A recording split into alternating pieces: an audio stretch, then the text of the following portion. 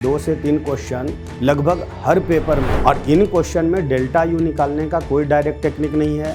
आपको पहले ऐसे क्वेश्चन जेईई मेंस एकदम फ्रिक्वेंटली पूछ रहा है और उनसे रिलेटेड डायरेक्ट एकदम सिंपल क्वेश्चंस।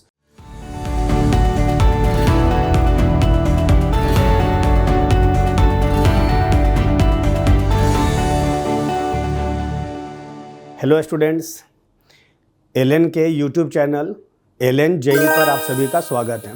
मैं Neeraj Kumar, lecturer chemistry department LN Kota.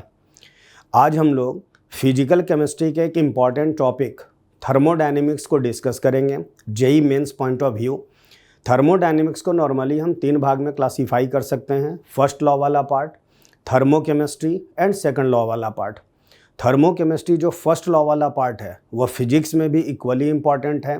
Even physics में 2 से 3 क्वेश्चन लगभग हर पेपर में थर्मोडायनेमिक्स के फर्स्ट पार्ट से रहते ही रहते हैं। अब हम लोग वीडियो स्टार्ट करें थर्मोडायनेमिक्स फर्स्ट लॉ से। इस पूरे वीडियो को एकदम ध्यान से सुनिए और समझिएगा। हम लोग इसमें छोटे छोटे टर्म्स जो डिफाइन किए जाते हैं फर्स्ट लॉ ऑफ थर्मोडायनेमिक्स में, और उनसे रिलेटेड डायरेक्ट एकदम सिंपल क्वेश्चंस जो जेईई मेंस में पूछे गए हैं थर्मोडायनेमिक्स से रिलेटेड, उनको डिस्कस करने वाले हैं। सबसे पहले हम लोग आए basic first law of thermodynamics पर। केमिस्ट्री में नॉर्मली हम इसका formulation Q delta U minus W से लिखते हैं। फिजिक्स में वर्क के साइन कन्वेंशन में डिफरेंस के कारण वहाँ Q delta U plus W लिखा जाता है, बट हम लोग केमिस्ट्री के ही कन्वेंशन को कंटिन्यू करेंगे। Q delta U minus W होता है। अब इसमें इम्पॉर्टेंट चीज़ है इनके साइन कन्वेंशंस। जैसे हीट, फिजिक्स हो या केमिस्ट्री, हीट का एक ही यूनिवर्सल साइन कन्वेंशन हम लेते हैं कि heat absorbed by the system positive, heat rejected by the system negative. The simplified logic is कि यदि सिस्टम हीट एब्जॉर्ब करेगा तो उसका एनर्जी लेवल बढ़ेगा, तो उसको हमने प्लस लिख दिया। हीट लॉस करेगा, एनर्जी लेवल उसका डाउन होगा, हमने इसको माइनस लिख दिया। अब इसी तरह से हम लोग डिफाइन कर लें वर्क का साइन कन्वेंशन।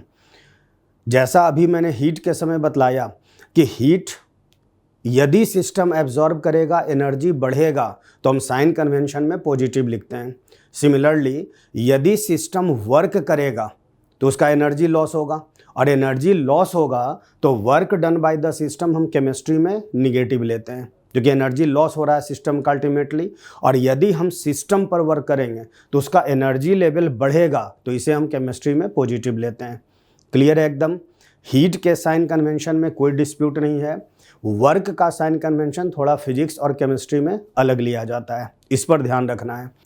अब हम लोग फर्स्ट लॉ ऑफ थर्मोडायनेमिक्स के एक डायरेक्ट एप्लीकेशन का क्वेश्चन जो लास्ट ईयर जेईई मेंस में पूछा गया था वह देखें।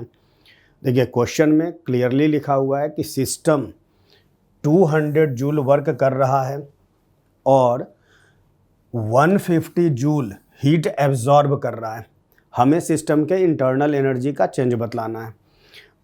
जैसा अभी हम लोगों ने डिस्कस किया कि work done by the system हमें लेना है निगेटिव, और heat absorbed by the system हमें लेना है पॉजिटिव। अब हम simply first law of thermodynamics apply कर देंगे। Delta U Q plus W, we will get the magnitude of change in internal energy. Clear है एकदम। यह हो गया एकदम सिंपल क्वेश्चन, और ऐसे क्वेश्चन जेईई मेंस में पूछे जाते हैं। अब हम लोग फर्स्ट लॉ में जो 3 एनर्जी टर्म लिखे, हीट, इंटरनल एनर्जी, वर्क, उनके बारे में थोड़ी चर्चा कर लें। हीट का कैलकुलेशन, देखिए कोई भी सिस्टम यदि हीट एब्जॉर्ब करेगा तो या तो उसका कांस्टेंट टेम्परेचर एंड प्रेशर पर फिजिकल स्टेट बदलेगा, या उस सिस्टम का टेम्परेचर बढ़ना शुरू होगा। दोनों परिस्थितियों में हीट का कैलकुलेशन, पहले मैंने लिया है कांस्टेंट टेम्परेचर एंड प्रेशर पर फिजिकल स्टेट बदल जाना, तो Q mL के द्वारा सॉल्व करते हैं। L लैटेंट हीट हो गया। लैटेंट हीट को हम लोग डिफाइन भी करते हैं कि फिजिकल स्टेट का कंप्लीट कन्वर्जन हो जाए at the same temperature and pressure, जो हीट इन्वॉल्व होगा दैट इज़ लैटेंट हीट। ध्यान रखना है, डिफिनीशन में सेम टेम्परेचर एंड प्रेशर की बात की जा रही है, मतलब टेम्परेचर या प्रेशर बदलने से लैटेंट हीट बदल भी सकता है। इन्फॉर्मेशन के लिए मैंने लिख दिया है कि latent heat of fusion of solids, temperature बढ़ाने से लैटेंट हीट ऑफ फ्यूजन बढ़ता है, and latent heat of vaporisation liquid का टेम्परेचर बढ़ाने से घटता है। और एक मेंस के लिए इम्पॉर्टेंट टर्म बतला रहा हूँ, कभी भी थ्योरेटिकल क्वेश्चन में वह पूछ सकता है कि लैटेंट हीट ऑफ वेपोराइजेशन 0 हो जाता है eight critical condition. Latent heat of vaporisation 0 हो जाता है एट क्रिटिकल कंडीशन। आगे किरचॉफ्स इक्वेशंस वगैरह जब देखेंगे थर्मोकेमिस्ट्री में तो वहाँ से आप इनको मैथमेटिकली भी प्रूफ कर सकते हैं। ध्यान रखना है फिर से कि latent heat of fusion solid का टेम्परेचर से बढ़ता है, latent heat of vaporisation temperature बढ़ाने पर घट जाता है। अलग बात है कि वेरिएशन इतने नेग्लिजिबल होते हैं कि नॉर्मली हम उसको क्वेश्चन सॉल्व करने में कांस्टेंट एज्यूम कर लेते हैं। अब यदि टेम्परेचर में वेरिएशन हुआ तो टेम्परेचर में वेरिएशन हुआ in the same physical state तो सी डी टी के इंटीग्रेशन के द्वारा बतलाएंगे। C is heat capacity of the system. यदि heat capacity per unit mass लिख दिया तो स्पेसिफिक हीट कैपेसिटी हो गया, हीट कैपेसिटी पर मोल लिख दिया तब मोलर हीट कैपेसिटी हो गया। यह मैंने स्टैंडर्ड फॉर्मेट पहले लिखे हैं क्योंकि हालांकि बहुत कम जगहों पर हीट कैपेसिटी को टेम्परेचर का फंक्शन लिया जाता है, बट रियल प्रैक्टिस में जस्ट लाइक लैटेंट हीट यह भी टेम्परेचर का फंक्शन है।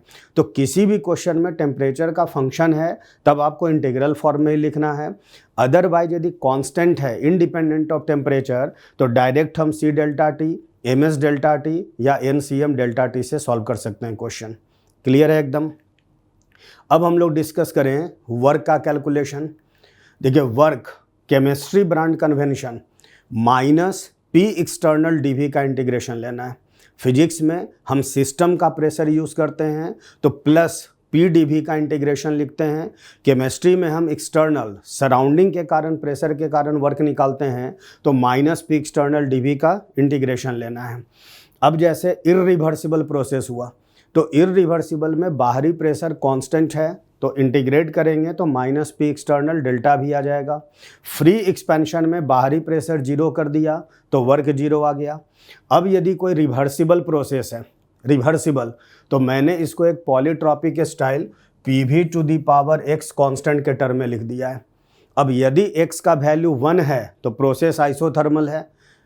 रिवर्सिबल प्रोसेस के लिए वेल नोन है कि P एक्सटर्नल ऑलमोस्ट P हो जाता है, जो कैलकुलेशन से क्लियर हो ही जाता है।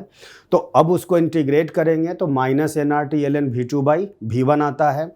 यदि x का वैल्यू 1 नहीं है तो नॉर्मल जनरल फॉर्मेट इंटीग्रेट करके यही आएगा। जैसे x यदि गामा है तो प्रोसेस एडियाबेटिक बन जाएगा। एडियाबेटिक प्रोसेस के लिए वर्क हमने कैलकुलेट कर लिया। और सबसे इंटरेस्टिंग है कि यदि Q 0 है तो डेल्टा यू डब्ल्यू इक्वल होना चाहिए। और यदि आप वर्क में x के बदले गामा पुट करेंगे तो फाइनली यह एक्सप्रेशन डेल्टा यू के इक्वल अपने आप हो जाता है। क्लियर है एकदम।